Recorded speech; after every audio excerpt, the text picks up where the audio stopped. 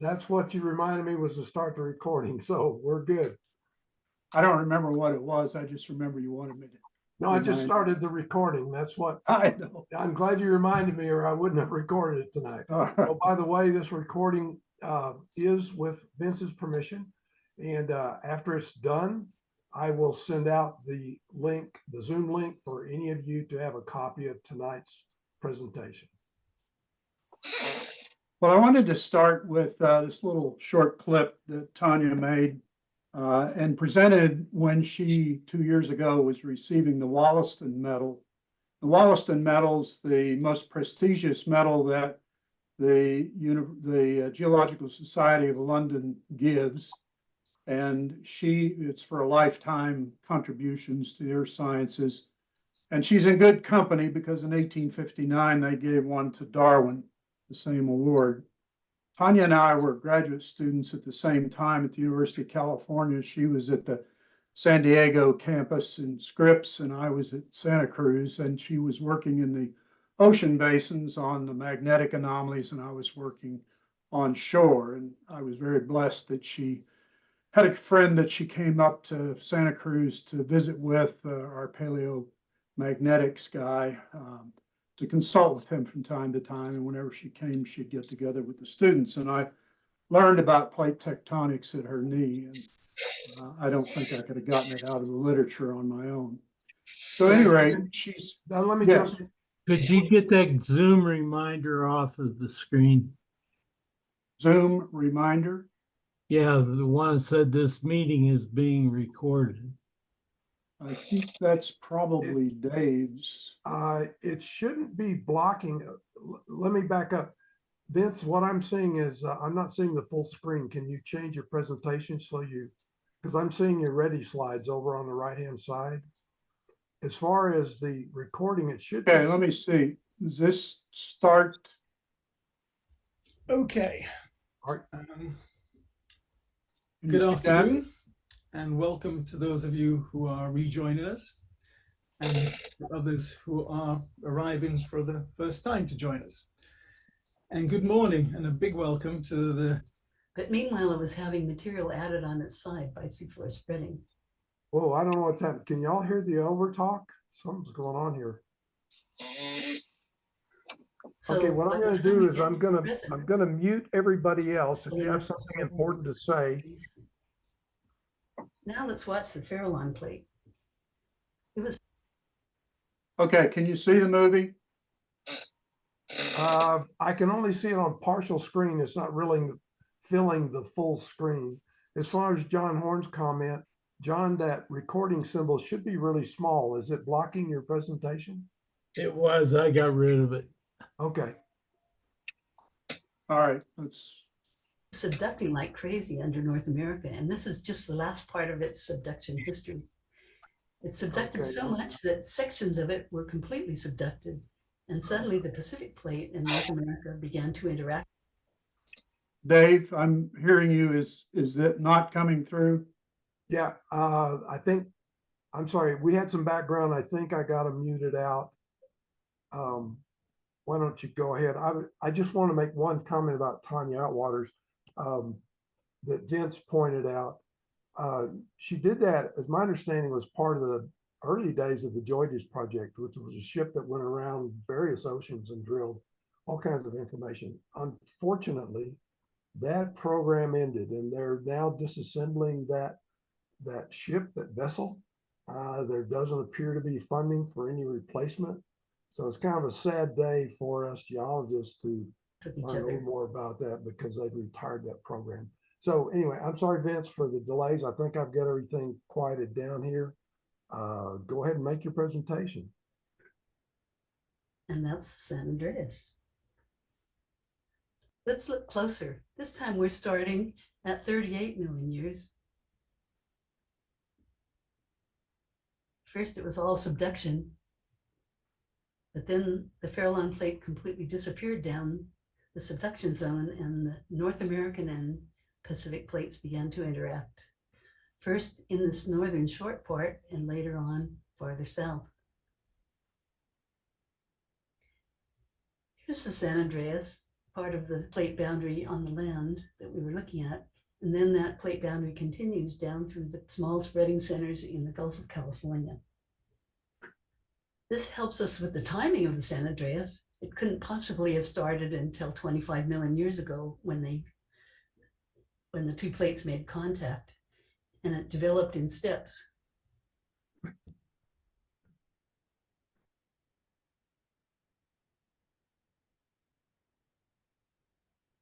As the plate boundary grew longer and longer, bigger and bigger pieces were ripped off of North America.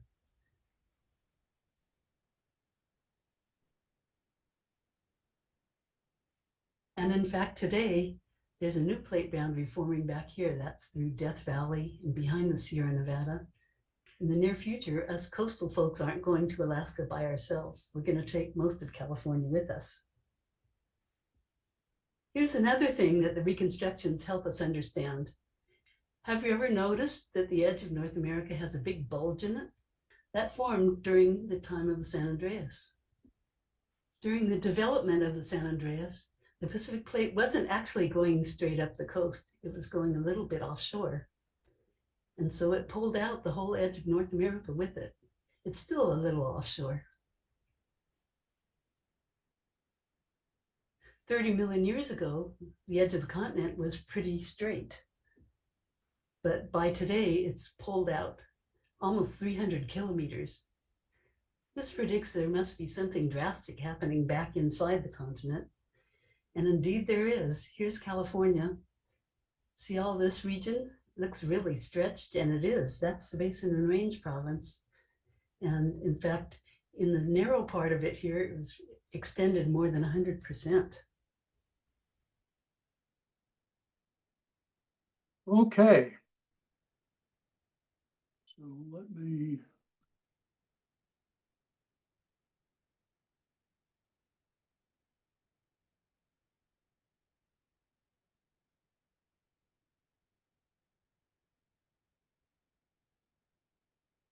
Okay, Dave, is that up? Can you see that okay, Dave? Or Yes, anybody? yeah, looking good. Go ahead, Vince. Okay, great. Well, I've been reading this book on Benjamin Franklin, and I can highly recommend it to you. And I learned that he had a list of 8 conversational sins. And number 2 is this one right here. And I was going to tell a lot of stories in this talk. And I think after reading his number 2, I may kind of keep them down. Okay.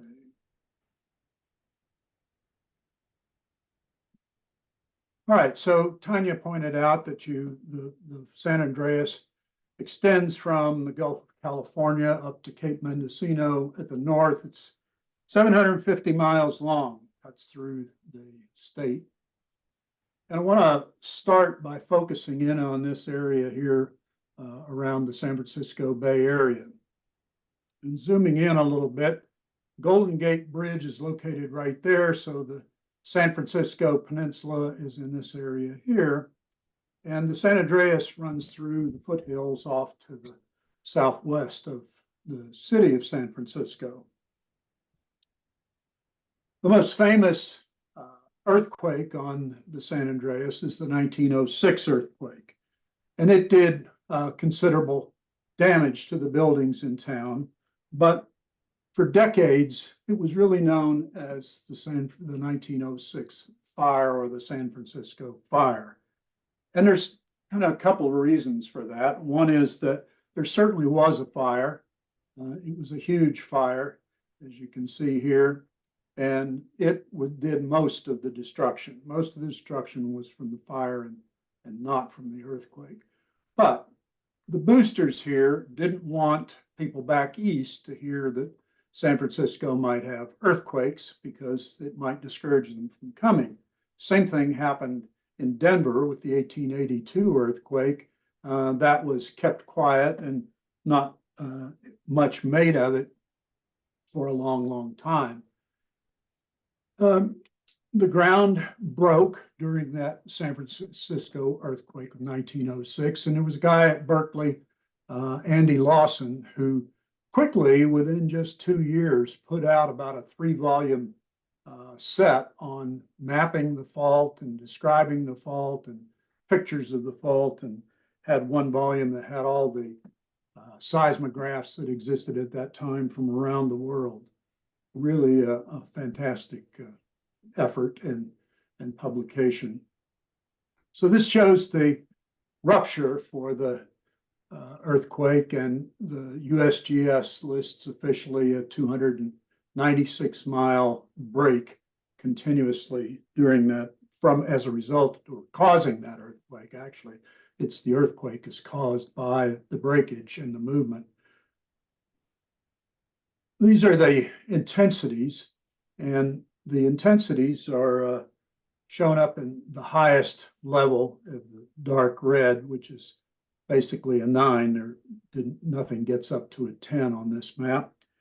And the epicenter is located here at Santa Rosa, about halfway, about the midpoint of where the ground breakage occurred. The epicenter is really somewhat misleading. All that is the point at which the energy is first released. And a magnitude assignment is simply a measure of the total energy released by that earthquake. But the intensity of the shaking, once you've reached a magnitude 6.5, which the ground breaks, really, it's once you've reached the ground breakage, the intensity of shaking is not going to get any bigger in a magnitude 8 than it is in a magnitude 6.5. What's different is that the shaking goes on longer, so there's more energy that is released with that longer shaking, and that's really important. You know, a paper clip, if you bend it once, it doesn't break, but if you bend it a couple of times,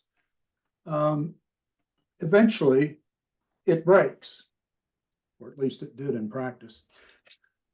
So that's why a lot of times aftershocks will actually do damage, considerable damage, or maybe even more damage than what the main earthquake had done, because that first shock of the main earthquake can weaken a lot of buildings, so that a follow-up earthquake can cause buildings to collapse, even though they're smaller in magnitude. So if we were 125 miles from the epicenter, what would we feel? And if you're in a direction out here and past Sacramento, you really don't feel much out there at 125 miles. But if you are 125 miles in this direction, you've got the same intensity of shaking that you've got in the epicenter and that you've got anywhere along the fault. So it's really how far, it's not how far you are from the epicenter of an earthquake that determines what's going to happen, but how far you are from the fault. That's what determines that. And the movement to the south is down along the fault where it broke, and it's just as close as you were in Santa Rosa or San Francisco. This path used to lead up to these steps over here before the earthquake, and the fault went in between here and offset the path from the steps by about 16 feet. One of the things to notice is that the house doesn't seem all that damaged. It's a wood frame house, and wood frame houses perform better in earthquakes than brick houses or stucco houses. This is 16-foot displacement up at Point Reyes. There's a little national earthquake trail that goes to this fence that was offset here, and the fault goes through right at the base of that little scarp up there. The maximum displacement that was determined was about 20 feet, and it also was on Point Reyes in a different place. And here's one that went by and displaced this fence over here from the fence up here. And so it's not all just lateral displacement that you find. there are vertical displacements associated with it. In fact, at one time, and I don't know how much it's held up. Well, I guess it's held up pretty well because we haven't really had that many earthquakes since of this magnitude. But there was kind of like a 16-to-1 ratio of horizontal to vertical displacement. The fault forms very commonly a trough over it. It's because you've ground up the material by the fault moving for millions of years, and so it easily erodes, and it also, being very ground up, it's pretty impermeable to leakage. And so in this place in San Francisco, or just out of San Francisco, they've created these two Crystal Springs reservoirs, and they're quite well known in the earthquake community. This is Lower Crystal Springs Reservoir here and Upper Crystal Springs Reservoir here. And there's a dam here that's kind of interesting. It goes across that trough, and it was there when the 1906 earthquake occurred and went through here. And it offset the road and the fence about 4 feet during that earthquake. But the dam didn't fail. And one of the reasons that it didn't fail is that the breakage was not under the dam itself. It was actually in the bedrock alongside the dam. Whether it would survive a breakage underneath the dam itself remains to be seen. And this topo map here on the left shows that how it was in the bedrock along the side of the dam. And the dam is a couple of 100 feet high, and that trough heads down in this direction and goes down in elevation toward the Lower Crystal Springs Reservoir. That's why they call it the Upper Reservoir and the Lower Reservoir, because there is a difference in elevation, which we'll talk about in a second. There's a dam also for the Lower Crystal Springs Reservoir. It was in existence. It was built in 1894, and it survived the earthquake, but it's parallel to the fault. It's not across the fault as the upper dam was. And here's a topo map of that particular dam, and you can see that there's a very steep arroyo heading out to the right below the dam. When you stand on the dam and you look at this 1894 dam, made me kind of nervous, just standing there without an earthquake going off. So could this dam fail in the next large earthquake? And there are a number of ways that it might fail. It might just fail on its own because it's old, and although there's been some retrofitting to it. Maybe it could collapse just from the shaking. Maybe it could collapse from overtopping, because if you get water coming over that dam, it would probably erode out the cruddy rock on either side of the dam pretty quickly and have the dam fail.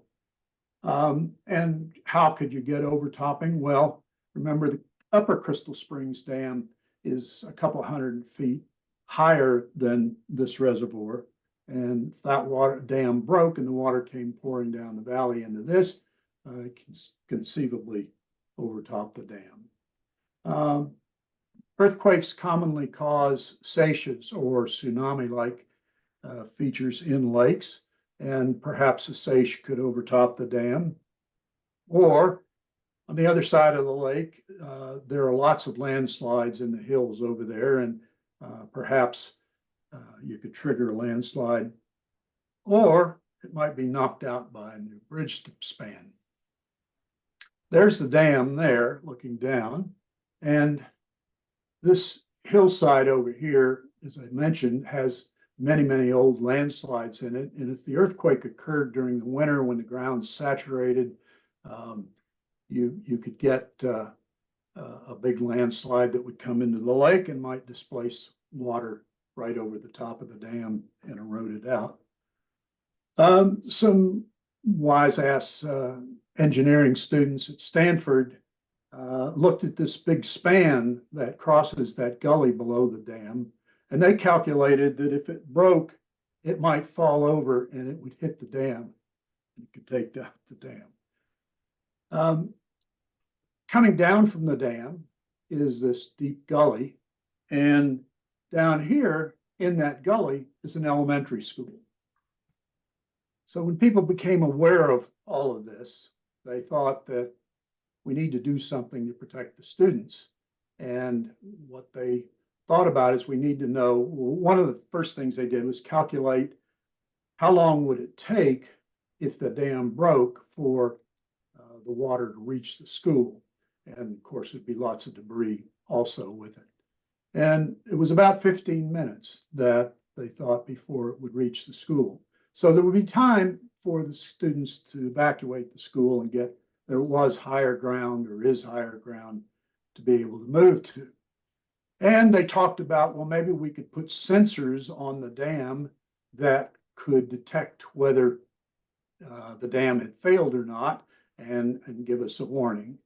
But they thought, you know, the sensors might be destroyed in the earthquake. And they talked about having a person up there to watch it and be able to get down, but communications might not work between the person who saw the dam break and the call down to the school. And then I think it was probably a first grader that said, well, if we have an earthquake, why don't we use that as the signal and assume that the dam has broken and evacuate the school.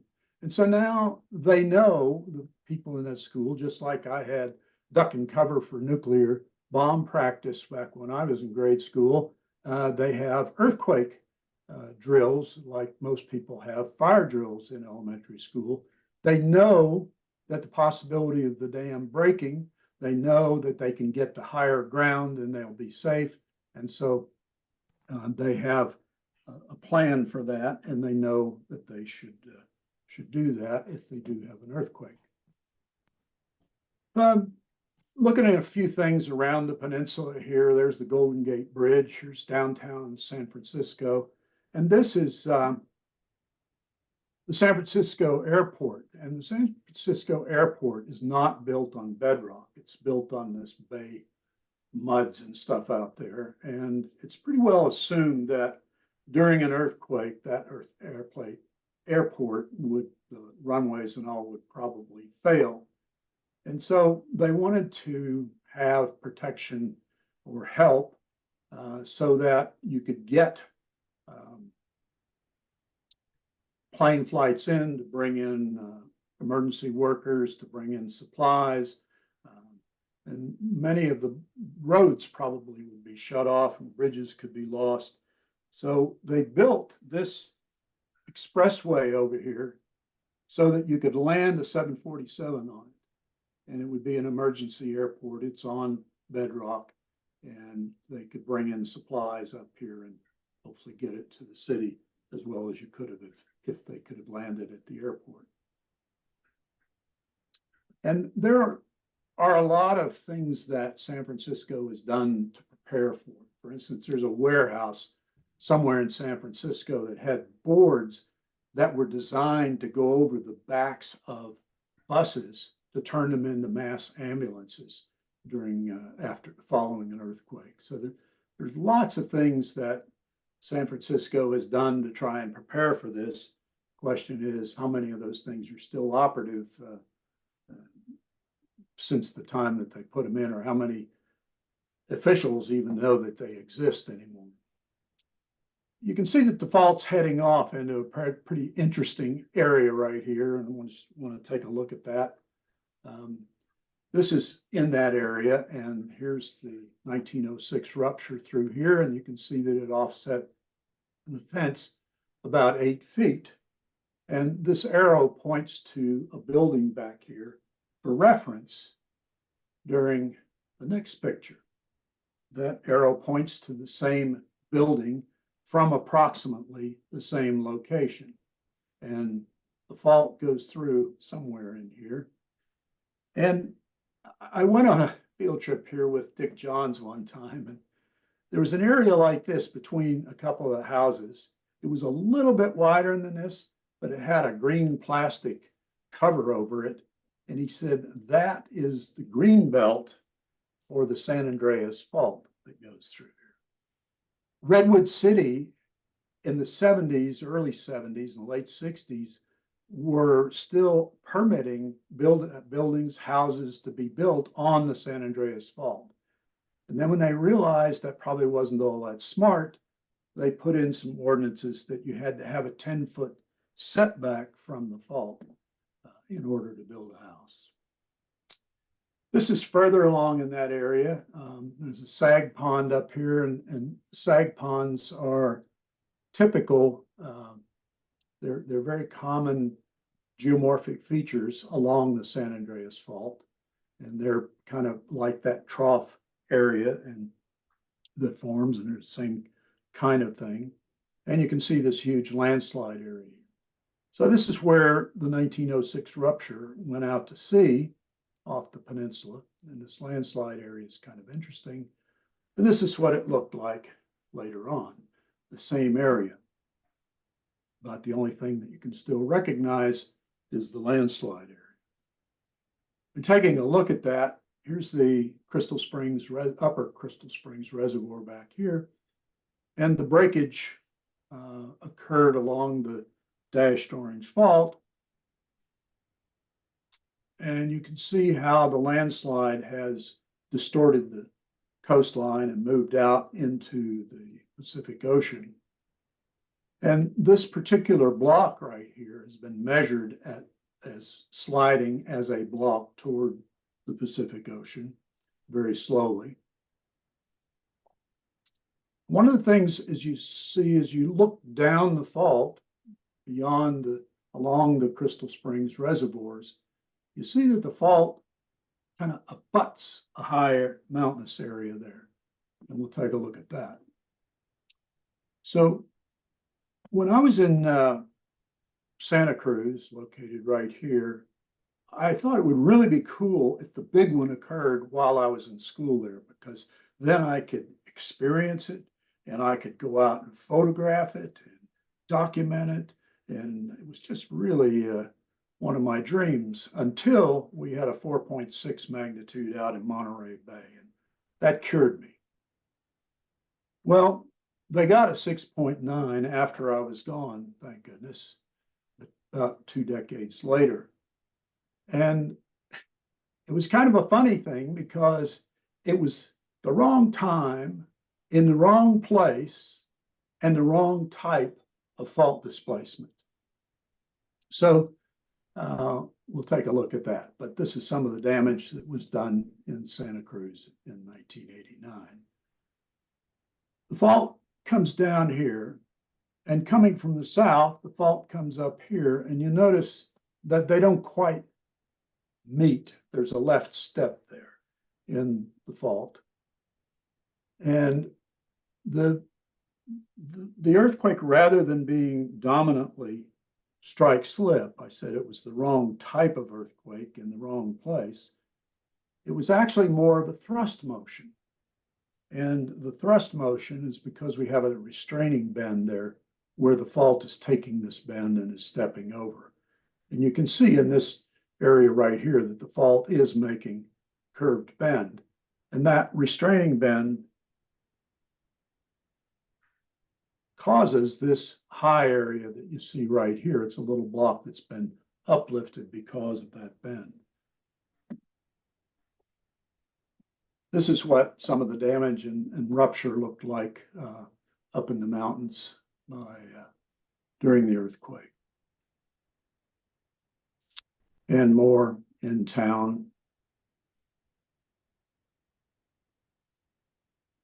So Northern California is not the only place that earthquakes have occurred. This is a 1940 earthquake that occurred down in the Imperial Valley and offset these orange groves about 10 feet in a right lateral fashion. And quite a bit of activity in Southern California. Some of the ones that are notable, this is the 1940 earthquake that broke this kind of this length of fault. And then there's the 1857 earthquake, and this one is one of the really big ones. It was about 225 miles long, and that's where everybody thought the next big earthquake was going to occur because it was overdue. I mean, it was almost 50 years before the 1906 earthquake, and it was a major earthquake. And some of you who have hair the color of mine may remember the Palmdale bulge. It was supposed to be predicting an earthquake soon on this southern portion of the San Andreas. And the Palmdale bulge just kind of quietly went away because it, with further looking, turned out to be a surveying error rather than an actual bulge. One of my thesis areas was along the San Andreas, and I was camped about a quarter of a mile from the San Andreas when I was waked up when the last day of my field work, I was going to head back to Santa Cruz. That day, I was waked up by the San Fernando earthquake. I didn't realize at the time, I just knew an earthquake was going on, and I didn't find out for a couple of hours that it was in San Fernando. The lantern in my tent started swinging back and forth, and I don't know about you all when you were in earthquakes, but I usually do stupid things.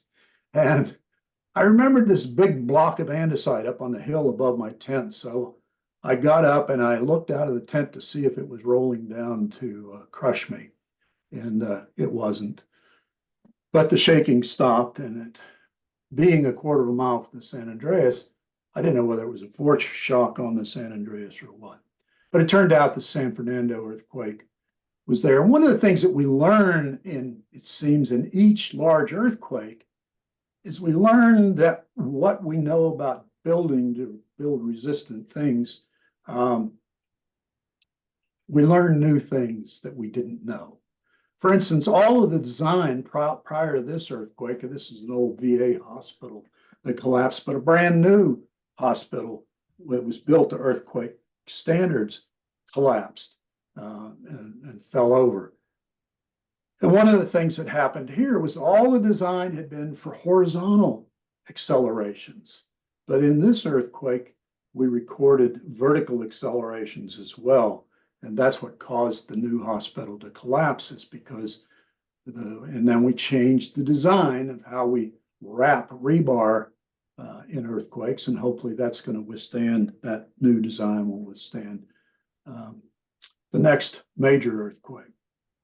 So we've recently had, and you heard Tanya say that the San Andreas is trying to break east of the Sierra Nevada, and these are displacements that occurred east of there and are heading up toward Death Valley.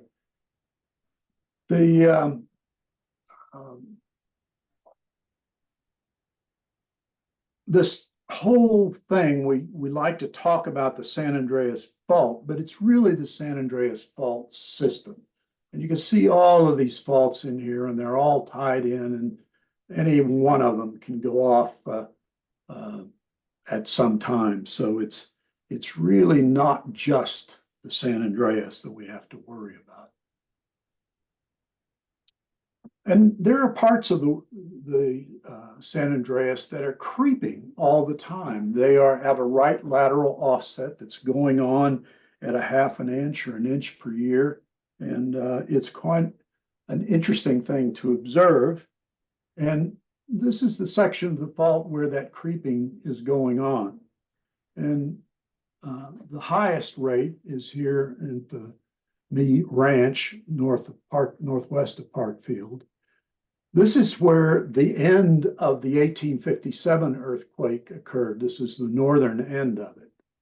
And this, San Juan Bautista, is the southern end of the 1906 earthquake.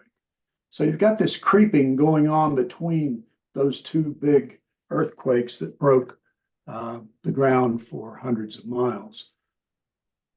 It's kind of interesting. Here's the San Andreas ripping through this part of the world and putting different topography on either side of it. And looking at this little area right here, this is the Almaden Winery, really famous and a wonderful place. They had a winery there that had big wooden kegs in it, huge vats, more like than kegs. In the 1940s, they noticed that the thing was cracking up, walls were cracking, floors were cracking, and one day they just had a couple of these kegs just break and fall loose. And so they tore down the building thinking that there was something wrong with the construction of the building, and they built another building in the same spot. And then it started having cracked floors and everything. So it is built right astride the San Andreas Fault. And the San Andreas Fault in this area is creeping. So if we look here in the vineyards, we find that these rows are offset and by the creeping fault here. These vines were planted in straight rows, and they slowly been offset at about 1/2 inch per year. This is a drainage ditch that the fault goes through. The arrow points to where that is, and the fault goes right through here, and it's creeping at the same rate, obviously. So you can go stand with 1 foot on one side of the fault and 1 foot on the other side, stand there for a year, and you will actually have 1/2 inch of displacement of your body. And the other side of the building, it goes right through the building, and then it has displaced the building this much. And you've got a damaged and displaced wall down here. You've got 28 inches of offset in the 50 years since the building has been built. You can see how the drain pipe has been bowed out there by the offset there. And this was a maximum displacement that people knew about at the time. The fault goes through here at the base of the scarp, and you had 52 inches in 50 years. So this is about 1 inch per year, and it is the highest rate of creep recorded in that creeping area of the fault. Of course, now, having assembled all of this stuff back in the 60s and 70s, the late 60s and the early 70s, they now have sensors across the fault, all up and down it, that will tell you. You can actually go online to the USGS and see what it did yesterday, whether it crept yesterday or not. Looking into the fault zone, you really don't get many exposures of the fault zone along the whole length of the fault. This is one area down in the Powell Creek area where a lot of paleoseismic studies were done by Carrie C. back in the late 70s. You can see that there's a vertical component to the offset here, and you've got another fault coming through here, and here you've got this kind of offset, and you've got this kind of offset on these two faults. Here's another exposure along I-5, which is the main highway up between Los Angeles and San Francisco. And there's a trough along this area here, and there's a scarp along the fault actually there. And this is where the most recent break and fault trace is. And in this area, you got a whole like a egg beater mixture. You've got Miocene volcanics here, this dark stuff. You've got Pliocene marls, you've got Pleistocene gravels, and all of this is just mixed together. This is the first place that I ever went on a field trip along the San Andreas. I bought one of these sunset books called Earthquake Country, and it talked about this area, and it was only about 15 miles from campus. And it turns out that this is a granite quarry, and they don't have a storage place for dynamite because they don't use dynamite here. They don't need it. The millions of years that the fault has been moving has ground up the granitic material here, and all they need to do is go in and scoop it up and sort it. And it's apparently a pretty profitable enterprise, because this is a Google Earth of what it looks like today. This little tiny area right here was the original quarry that we went and visited back in the late 60s. And the fault comes along like this, and it's now about 1.5 miles long and quite a bit deeper. Moving down to Southern California, here's an exposure about 1/2 mile from the San Andreas, which runs back like this. And this is a rather famous exposure that they opened up for the interstate that goes up to Las Vegas from Los Angeles. And there's a dam right here, which is kind of an interesting situation. These are, there's where the San Andreas goes through, and these are all sag ponds along the fault trace. And you can also see that there's much more robust vegetation along the fault there than there is throughout most of the territory. So those sag ponds are right down here, and I think you can see heading away from that direction that there's where the road cut is exposed there, and there's the dam there. And this is a quarry back here, much like the quarry we saw north along the San Andreas. And there's the San Andreas. You might note that it tends right toward the dam of Lake Palmdale. Here's one of the quarries, and the fault goes through here, so not a bad exposure of it. On the left side is Cretaceous granite. On the right side are young folded sedimentary strata.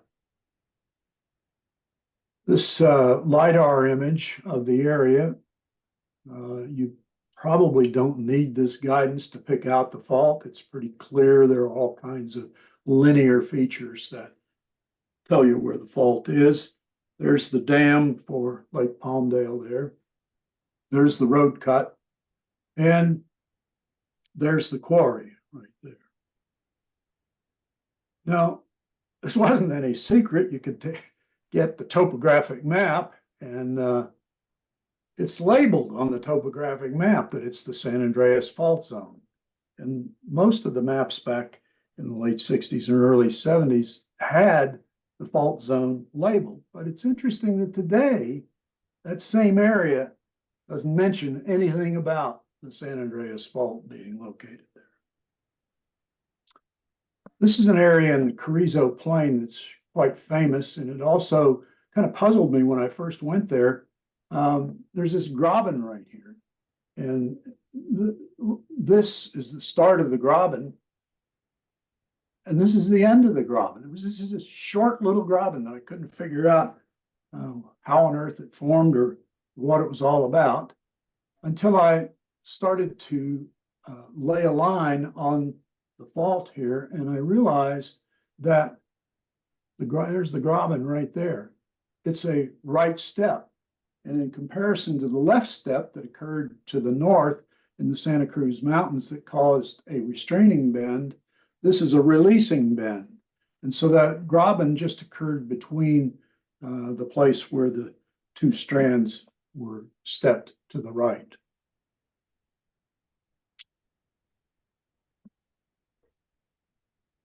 Right over here is an interesting beheaded stream. This is Wallace Earthquake Trail down here. Actually, it's a national trail now, and it's named for Bob Wallace, who did a lot of fundamental work on the San Andreas Fault, and particularly in this area here.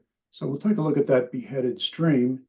That's the beheaded stream right there, and this is where the San Andreas goes through there, and that beheaded stream matches up with this stream over here. And there's another older channel over here that also used to match up with that. So as we look at these distances, we find that with age, the displacement gets larger. There's the displacement of the stream there, and that's about a 425-foot offset. And this one is about 1,245 feet. The younger one is younger than 3,000 feet. Excuse me, 3,000 years. And the larger one is between 3,000 and 10,000 years old. And maybe they've got better dating now, I would hope so. But at any rate, you can calculate the average movement that's going on there. And then we look to larger geologic units for what's the ultimate offset on the San Andreas. And this Logan one here, and this is from a new structural geology book that came out in 2022. Logan is the area where that quarry is located to the north. It's actually called a quartz gabbro now, but it's a Cretaceous rock that is basement rock, basically. And it has an offset down to this area.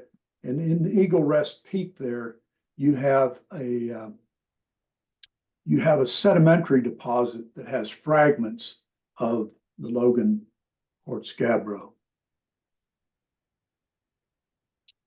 One of the first things that occurred when I was in graduate school was that we had a course the first quarter where we visited 4 classic areas, and we had to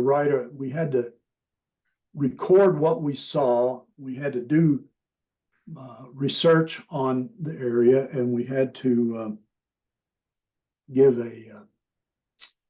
write a report on what we saw and kind of do some interpretations. So it was to the Pinnacles National Monument where we went, and my thesis advisor ultimately was Aaron Waters, who was convinced that these pinnacles, which are made of these brick red rhyolitic breccias, he was convinced that they were subaqueously deposited, whereas something different had been done by one of Howell Williams at Berkeley's graduate students. And that was Philip Andrews. Philip Andrews, amazing coincidences with him, but Philip Andrews was one of the founders of the Geology Boys study group in the 1950s. And Phil did his master's thesis on the Pinnacles National Monument. He grew up in Boulder, and then he went to do his master's at the University of California in Berkeley, and then he moved back to the Denver area, and he lived in Boulder for most of his life. And when I was doing research for the paper, I came across this statement by him. It's that the down throw side to the east, he was suggesting that the volcano, or the volcanic rocks that formed this, had been faulted away by the Shalom Creek Fault, and that they were now out of sight. And of course, back then in 1936, they didn't know about right lateral offset on the San Andreas Fault. In fact, there was a guy at Berkeley who, for a long, long time, argued that it was only vertical movement on the San Andreas and not strike slip. So I got the idea, boy, these rocks, I mean, that brick red breccia there is like a kilometer thick. If that is somewhere on the other side of the fault, man, that's fantastic. So I looked at all the little pink areas, tertiary volcanics that are mapped on the other side of the fault. And I found down here a description of brick red breccias. And I thought, Fat City, there's my thesis.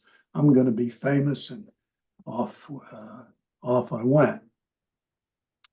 So I got a little grant to go down there and do some reconnaissance work about 4 months after this. And I went down, and there's the Pinnacles, the spectacular kilometer thick brick red rhyolitic breccias. And here's the Nenoch, not much for outcrop. And the brick red breccia was not rhyolite, it was andesite. So was kind of crestfallen with that. But at that time, and I saw a lot of different volcanic rocks, so it looked really interesting. I hadn't been interested in doing the sedimentological thing because I was a hard rock guy. And so I thought these volcanic rocks are interesting enough. They need to be studied better. They need to be mapped better in more detail.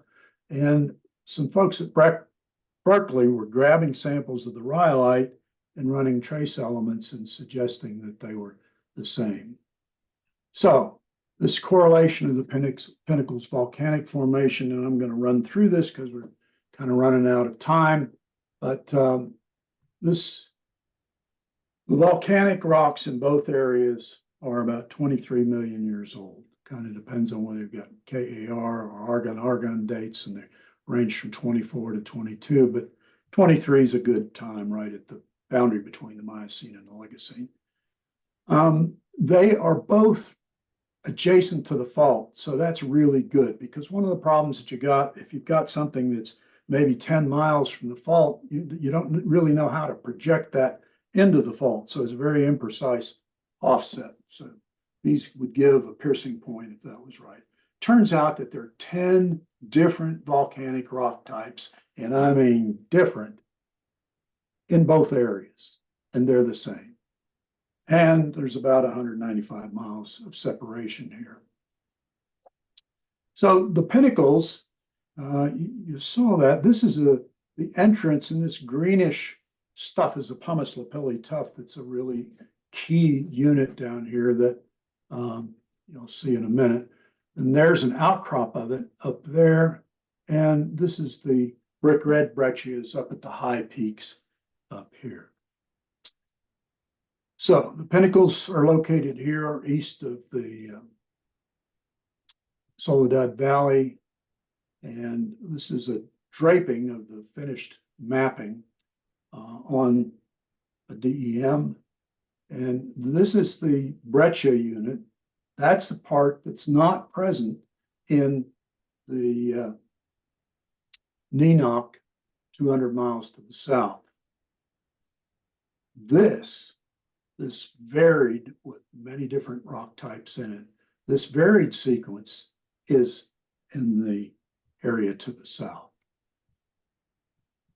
So the Shalom Creek Fault I'm interpreting as an ancient trace of the San Andreas. It's parallel to the San Andreas, and it chops off the Pinnacles, and it drags the Pinnacles in a right lateral drag fold.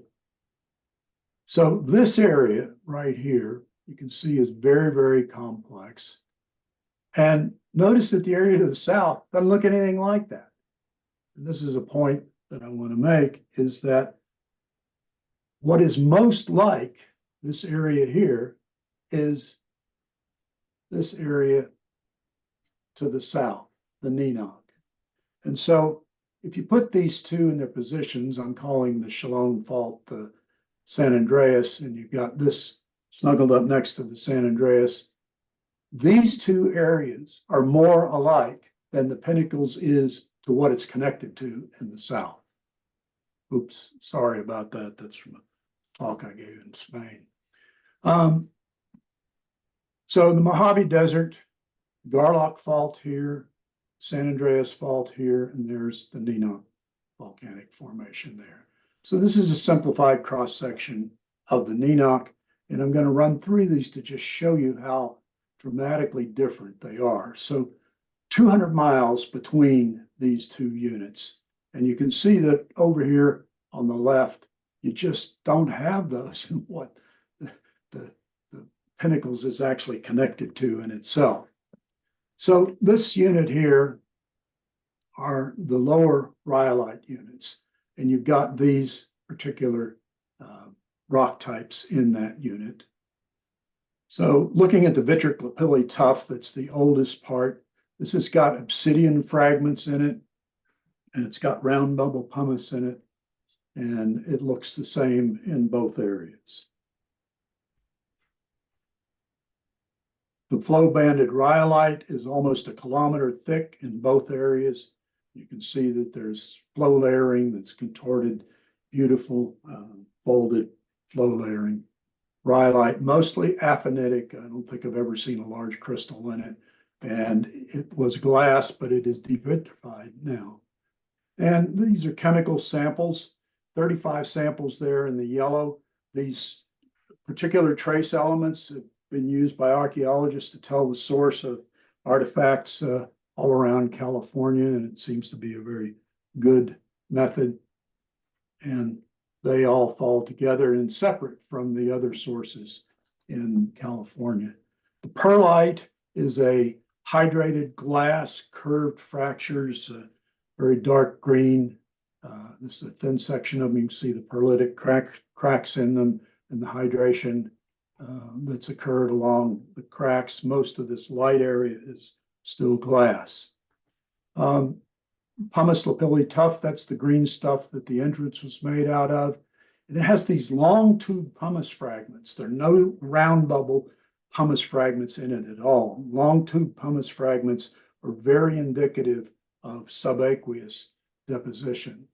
There are little sanidine phenocrysts, lithic fragments scattered throughout, and an overall reverse size of graded bedding. And this is what they look like in the two areas, this greenish cast to them, which may be selladinite coloring. And this is what they look like in thin section. You can see the long tube pumice. There's no round bubble at all. Same thing, same size, identical in the two areas. This agglomerate unit, which is just a volcanic conglomerate. You can see rounded boulders, heterolithologic. There's a hammer up here for scale. The andesites, there are a number of different andesites in there. This hypocrystalline hyposthene andesite is in itself better than any match that has been found to date along the San Andreas Fault. This one alone would have been enough to say that these two areas are the same, and you'll see why in a minute. There's also an augite olivine andesite. There's tuffs and breccias. The brick red breccia, remember, was an andesite. They're migdaloidal andesites. And here are the brick red andesites that crushed me so much at first.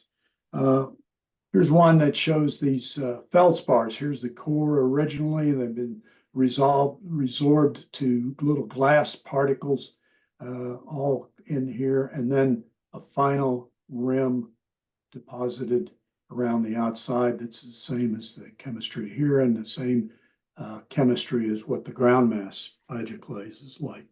Same thing over here, these fritted.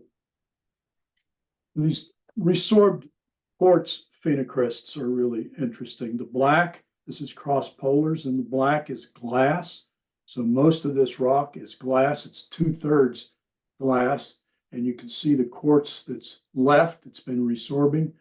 And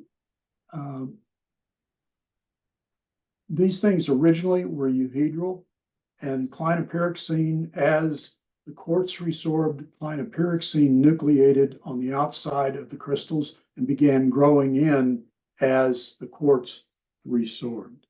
Same thing over here. These are the two analyses from the two areas. I've got chemical analyses of all of these, and they are anomalous. This shaded area is over 350 analyses from Cascades, Aleutians, and Pericotine in Mexico, and they are the same and they're anomalous, and the textures are very unusual. Cliff Hobson at Santa Barbara looked at them and said, I've never seen textures like this before, and he had looked at tons of volcanic rocks in the Cascades. This is the augite olivine andesite, these little olivines here, here, here. And then this dacite is different than all the others. It's a really light gray with these large white feldspar crystals in it. And the same, I mean, it was just when I came across this one down in the Neenok, it was like seeing my old friend from the Pinnacles. And this is what a thin section looks like of them. And then a porphyritic rhyolite that is kind of mauve in color and has same petrographic characteristics of it. So of these are the rock types that you find in both of them, in all of them.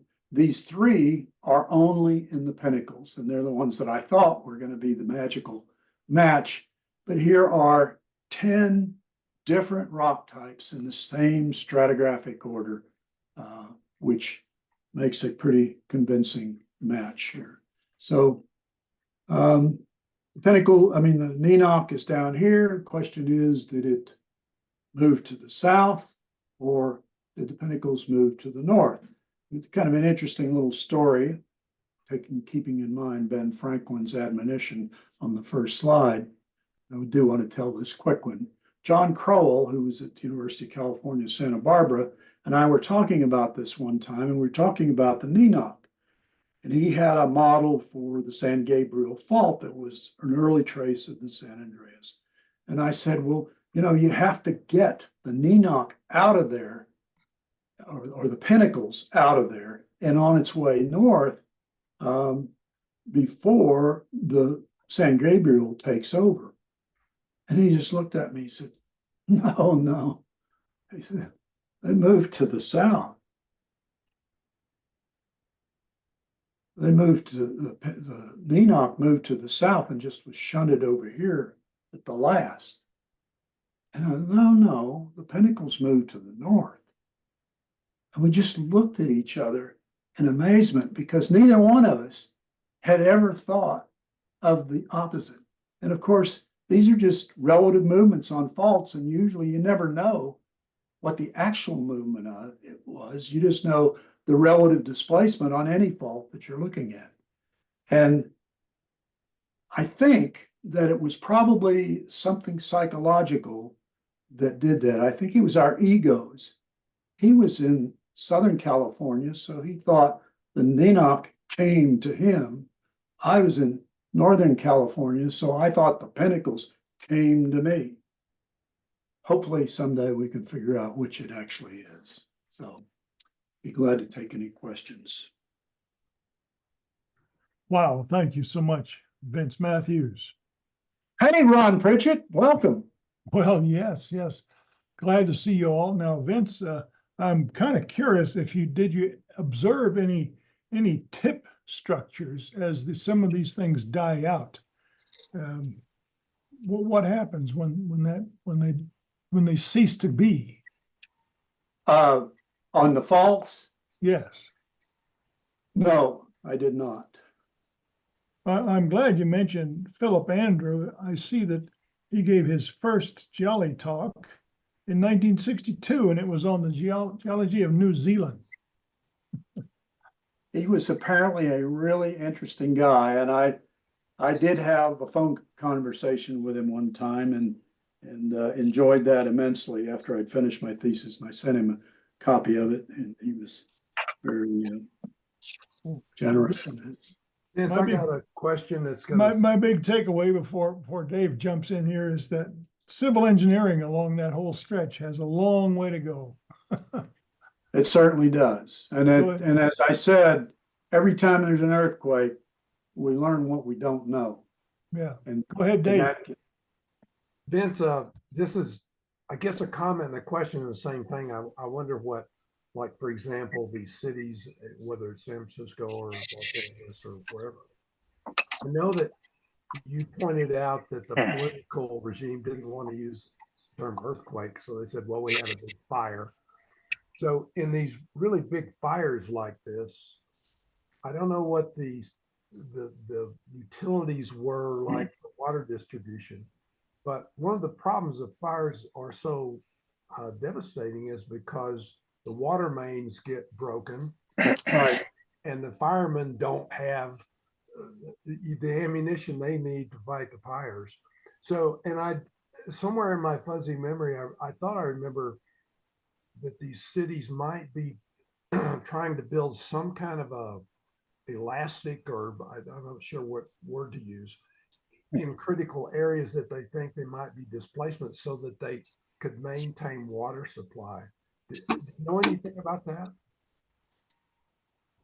Well, I think it's really smart to do that, and they've done that in a lot of places in California. Wherever they have faults like that, they tend to, I mean, yeah, wherever they have a mapped fault, they tend to make sure that it can give. And the classic example of this is in Alaska, where they crossed a major fault with the Trans-Alaska Pipeline.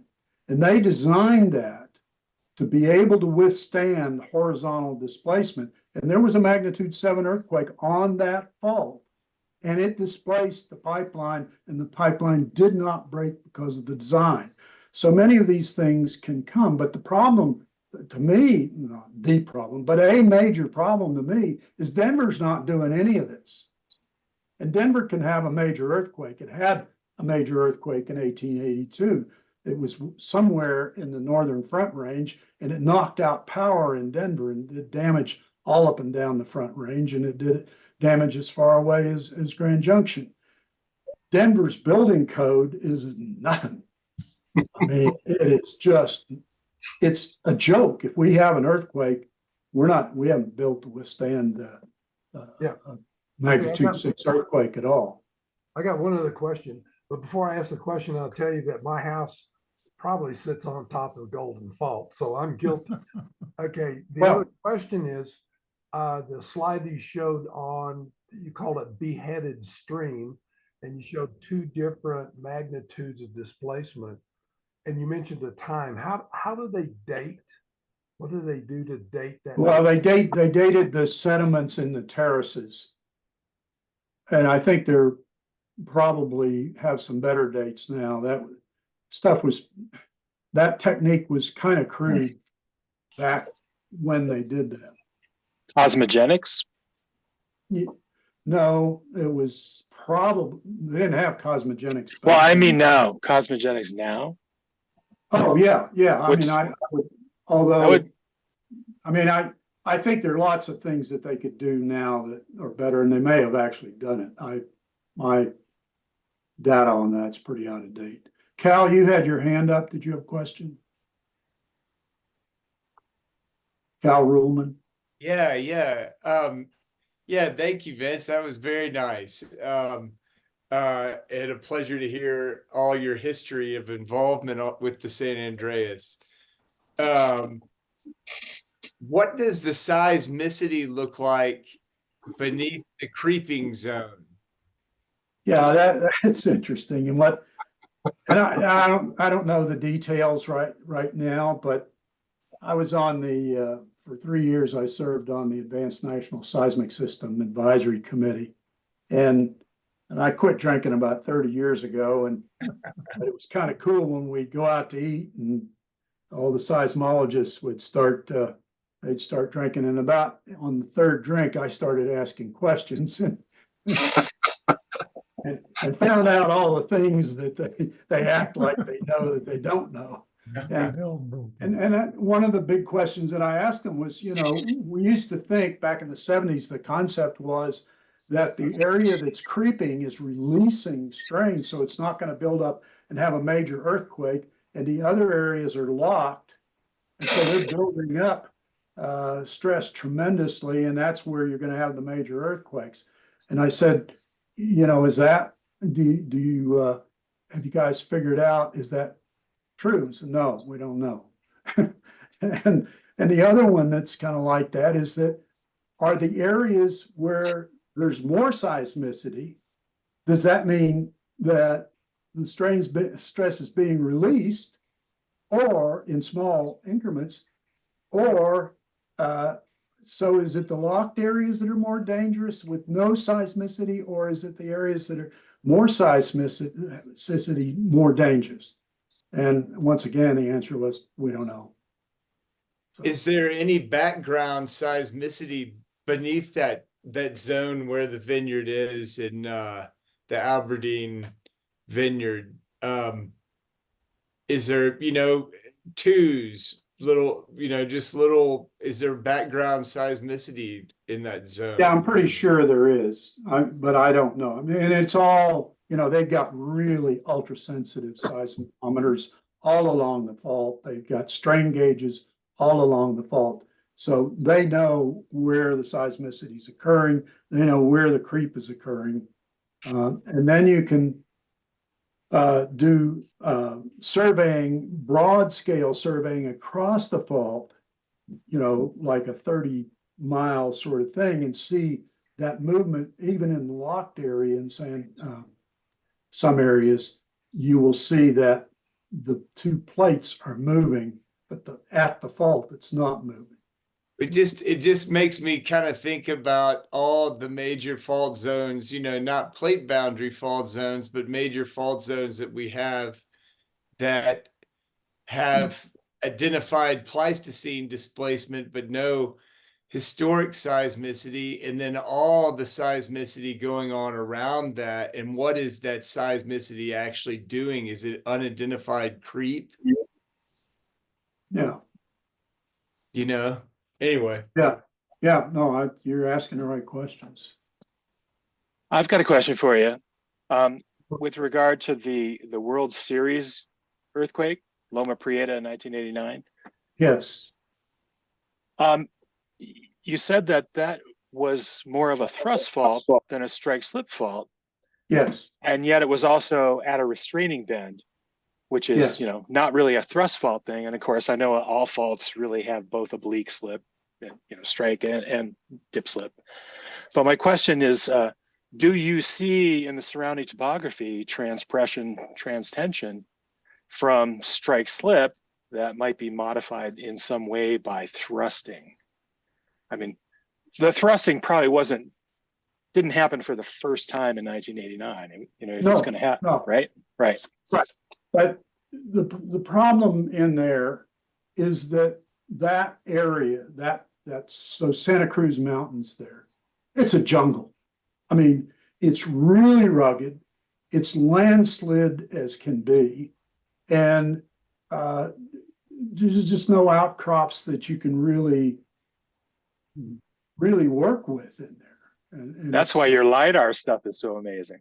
Right. And LiDAR certainly is going to help in so many areas. And I can, I can't tell you how valuable LiDAR has been to me just in the last 6 months. I mean, it's changed the ball game dramatically. And we've got Google Earth now and tools that we've got a lot of 21st century tools that are just really changed the ball game, but still doesn't get all of that stuff there in that jungly stuff. If anybody's ever been in there, I mean, well, could you predict when you run the LiDAR, when it shows up, are you going to see a little small bounded graben or a little tiny, thrust ridge?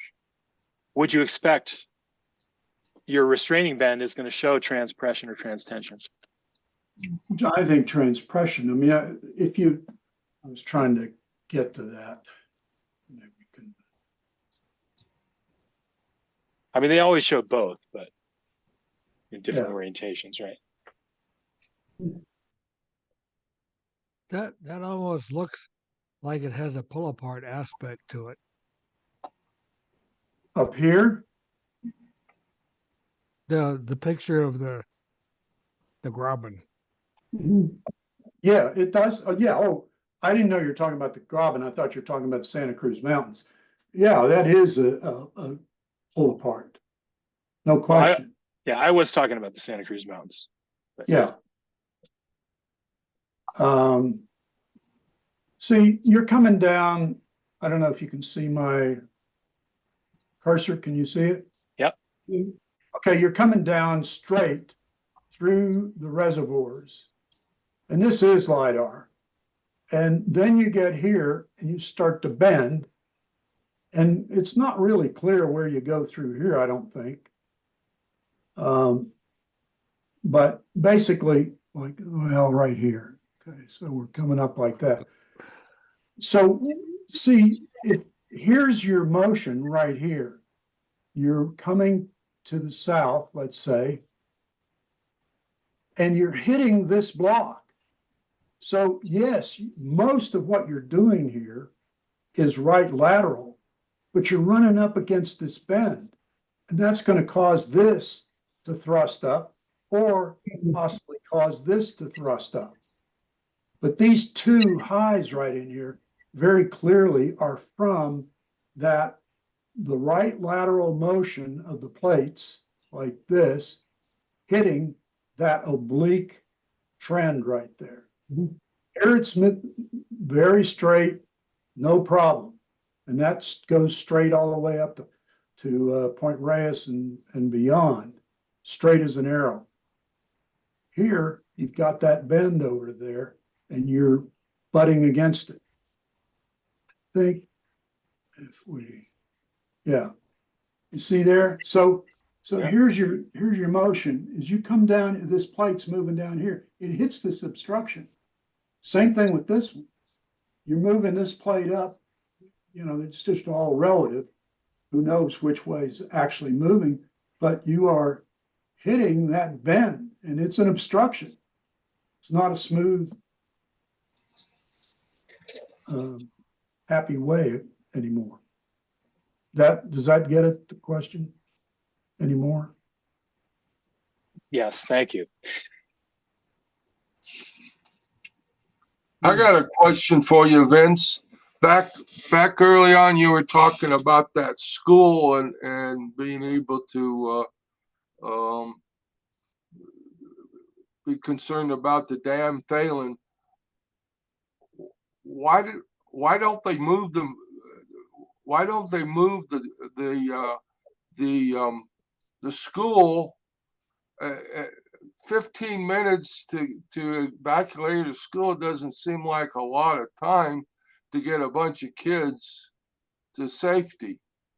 Why do they even? Two things, I think, Tom. One, it's a lot of money to move a school, to build a school, and they may have abandoned it now.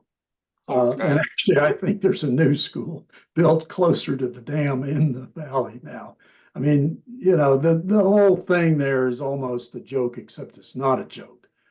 And of course, you know, I visited there in 1969, and at that point, it had been almost 50 years since the 1906 earthquake, or it had been more than that.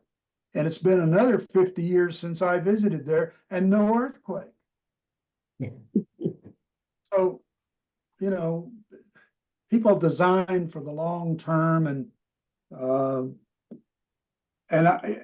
I think the important thing at that time was they didn't have any place to move them to. I mean, you're way logical, and I'm not going to argue with any of your logic, but they wanted to get this. Once they became aware of it, they wanted to know right away. So what happens if if the earthquake happens next week? You know, they want to be prepared to do what they can for that.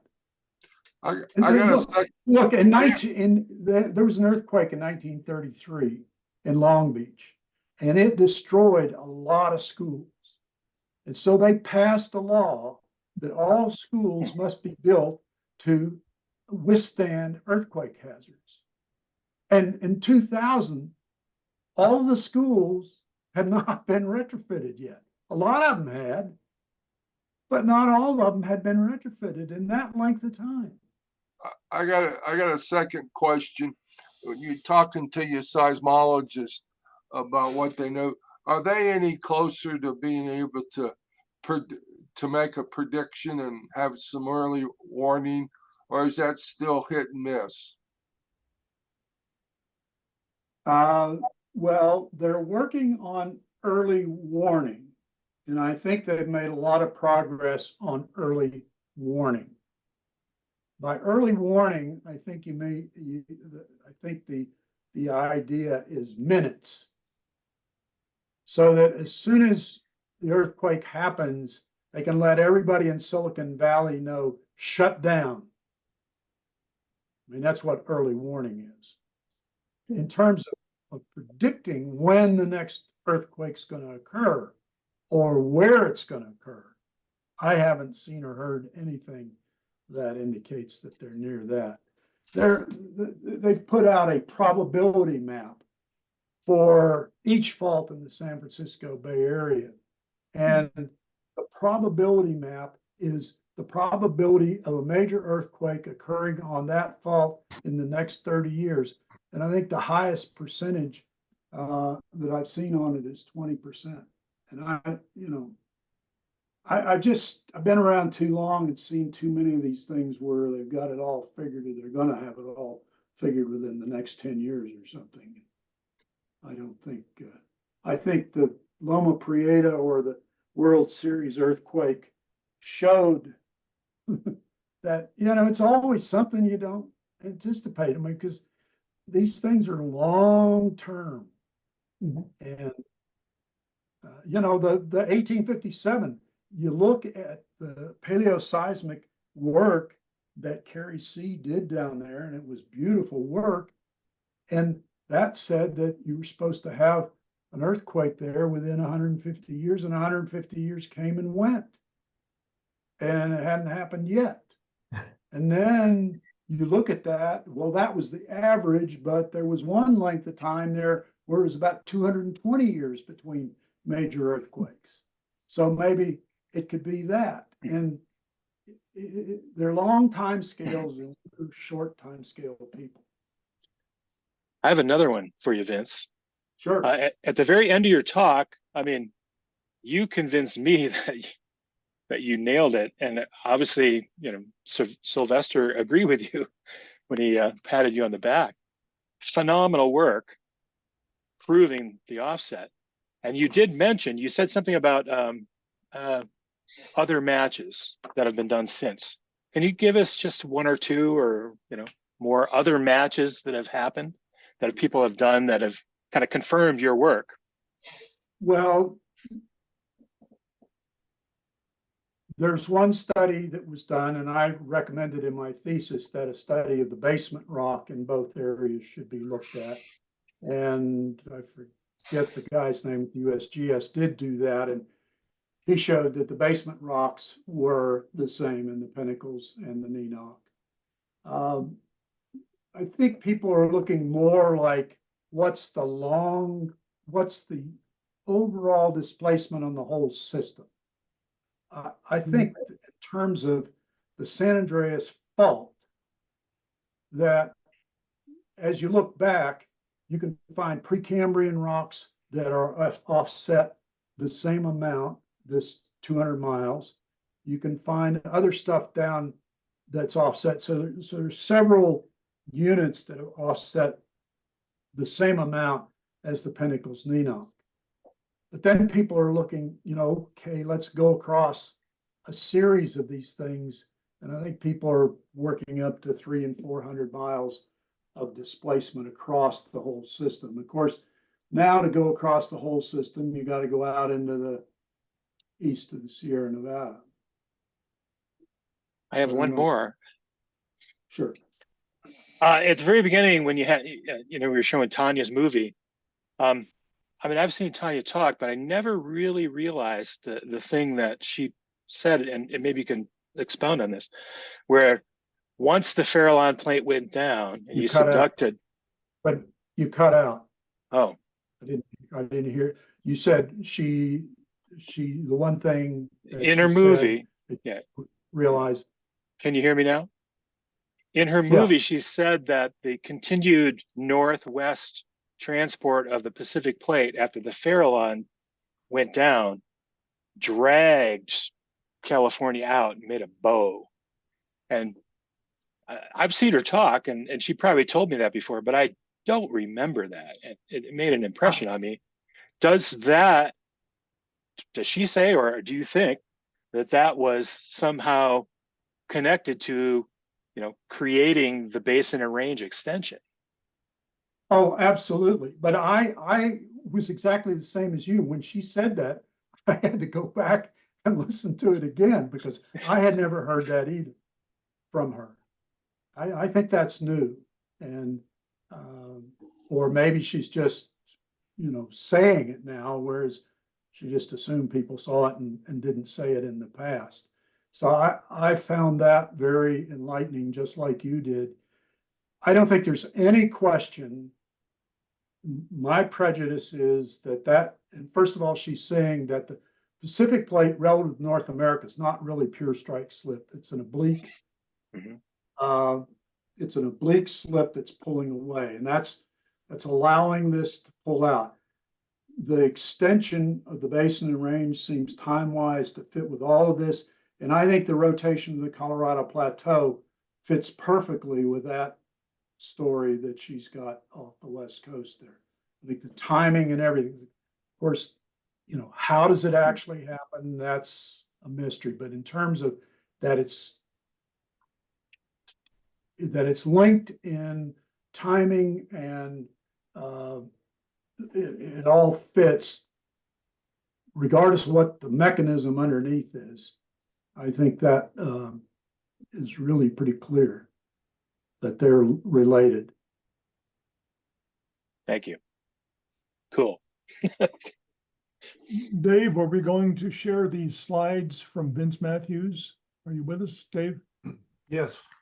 Within about 20 minutes of the end, they will send me a link and I will send it out to you for distribution. Wonderful. So we'll get to see the ongoing story from Colorado's state geologist. At least that's what I think. Fast. Who now lives in Wisconsin. Yeah, living in Wisconsin. Thank you, Vince.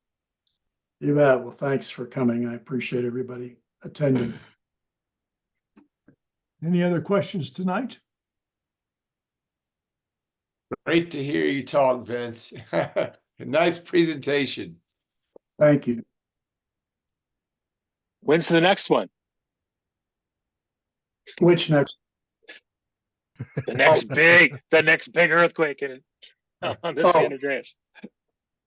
What's your prediction? I'm more concerned about the next big one in Colorado. Okay. Because we're not prepared. The problem is it seems like we need to better define the hazard, because the risk assessors don't think that there's a hazard. Right. So the hazard needs to be defined more clearly. Exactly.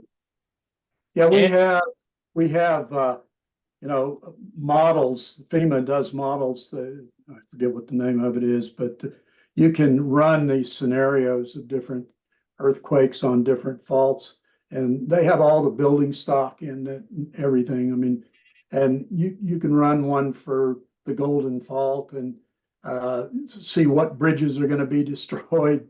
And I mean, it's a really detailed model. Obviously, it's not going to be exactly what happens, but it tells you about the widespread potential that can occur from just a magnitude 6.5. But it does, well, it has the soil types in it such that you can pretty well, the shaking that occurs in any one place is dependent on whether you're on bedrock or whether you're on loose soil or whether you're on fill or what. All these sorts of things go into the shaking, and they've pretty well done a good job of getting that into the model. And when you run a 6.5 earthquake on the Golden Fault, I mean, it's like $50 billion worth of damage, and it'll tell you what fire stations are going to be knocked out. It'll tell you what police stations are going to be knocked out. It'll tell you pipelines that are going to be disrupted. It'll tell you, I mean, it's unbelievable, the scenario that you can build with this. It's pretty darn believable. So just keep your fingers crossed that it doesn't happen, because it's a 6.5 would give you accelerations of like 0.7 G. The design criteria in our building code is 0.12 G. Well, if you're going to make predictions where the next big earthquake is, I'm going to vote for St. Louis. I'm going to say Eau Claire, Wisconsin. Could be no. The mid-ocean, the mid-continent rift is right there. What's the zone of weakness? Always a zone of weakness, right? Vince, do you have any ideas of which fault the Colorado earthquake occurred on? No, I really don't, Ned. And it's probably gonna be on one we don't know about. No, It's gonna be seriously, what? I mean, Yeah, yes, look, we have in our catalog 350 faults that have displaced Miocene sediments. We have the largest exposure of Precambrian in the lower 48. You know, New Hampshire thinks they're the granite state. We got far more granite than they do exposed. And the three places where we have young things in those Precambrian exposures are Climax, which has a fault that has 6,000 to 8,000 feet of. 9,000. 9,000. I'm using your number. The Henderson mine, which has a total of about 7,600 feet of displacement in there of that ore body. Those ore bodies are probably in the 20 million years old. And the volcanic rocks on Trail Ridge Road, which have, again, 7,500 feet of fault displacement of those volcanics. You can tell me, okay, so we don't have any other young stuff in the mountains. You're going to tell me those are the only three faults in that vast Precambrian? I mean, it's full of thousands of faults, and many of them have displacement of the topography across it. Why is it so seismically quiet? Pardon? Why is it so seismically quiet here? I have no idea. And it's long, long recurrence intervals. For instance, we have in the National Earthquake Hazard Map that the USGS does, we have the Saguache Fault, which is capable in their interpretation of generating a magnitude 7 earthquake. You have the Sangre de Cristo fault, which in their estimation is capable of generating a 7.5 magnitude earthquake. Those two faults probably haven't moved in 1,000 years or more. So what's the actual time between the displacements on those faults, those particular faults? I have no idea. And then you have the Chirac fault out on the plains, out by La Junta. At any rate, that one is capable of generating a magnitude 7 out on the plains. What is that? But it's had 3 major earthquakes on it in the last 23,000 years. I mean, we know so little about the faulting in this state that it's unnerving. What was your involvement with the Gross Reservoir Project? Were you asked for comments on that, Vince, or where did you come down on that? You're gonna have to tell me where that is. I think I know where it is, but it's the reservoir expansion up above Boulder. Yeah. Winter Ridge. No, I was not asked for comments. I'm never asked for comments, but I've been involved in the Rocky Flats Plutonium Recovery and Waste Treatment Facility. I've been involved in the Two Forks Dam, and were fascinating. That's another Ben Franklin story. I just found a newspaper article on precursor proposal to the Two Forks Dam, a little bit upstream on the South Platte. So if you're interested in it, I can send it to you. You're talking about the smaller dam? Or the big? Yeah, it was proposed before, probably in 1900 or 1910. Oh, There was okay. a Yeah, I'd love to proposal. see that because I got Okay. heavily involved in the Waterton Dam Okay. in early 1970s. All right. Anything else? Wonderful, wonderful. Thank you. Thank you, Okay. Vince. All right, we'll keep our Guys. fingers crossed, waiting for the big one here in Colorado. I'll keep my fingers crossed that you don't get there. Right. All Thank right. you, Vince. See you. Enjoy the rest of your evening. Well All right. deserved. It's great to see you guys. Thanks all. Wonderful. Thank Bye-bye. you, Vince. Thanks, everyone. Thanks for letting me attend. Please welcome do. any- Welcome anytime. All right, I'll be back. I'll look for the next meeting. Invite. Good. Ciao.